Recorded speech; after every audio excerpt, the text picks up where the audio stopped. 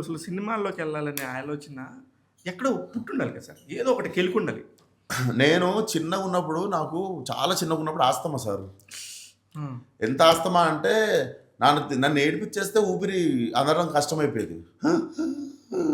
అని అట్లా ఏడుస్తుండే నేను. ఓకే. ఓకే. సో లంగ్స్‌కి కార్డియో కావాలి. ఆ! ఆ! సో డాడీ కరాటేలేస్తే ఎవరో చెప్పిర్రు మజిల్ గట్టిగా అయితే హైట్ పెరగడం. హ్మ్. డాడీ కరాటే క్లాస్ నుండి తీసుకెళ్ళి డాన్స్ క్లాస్‌లో ఏసిండు. ఓకే. సో మా నాన్నమ్మ నన్ను మా అక్కని Monday, Wednesday, Friday sir. Morning, evening dance class అనేది మస్ట్ లైఫ్‌లో.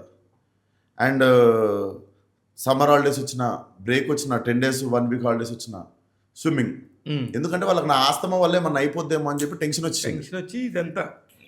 నన్ను దీంట్లో పెట్టిర్రు. హ్మ్. హ్మ్. ఈ హెల్త్ దాంట్లో సెట్ కావాలి వీడికని. చాప మంది తీయడం సంవత్సరము. హ్మ్. స్విమ్మింగ్ వాడు నేర్పియలేదు 1 మంత్. నేర్పియకపోతే డాడీ వచ్చి డైరెక్ట్ తీసుకొని ఇసిరేసిండు నన్ను స్విమ్మింగ్ పూల్‌లో మధ్యలో. ఆ!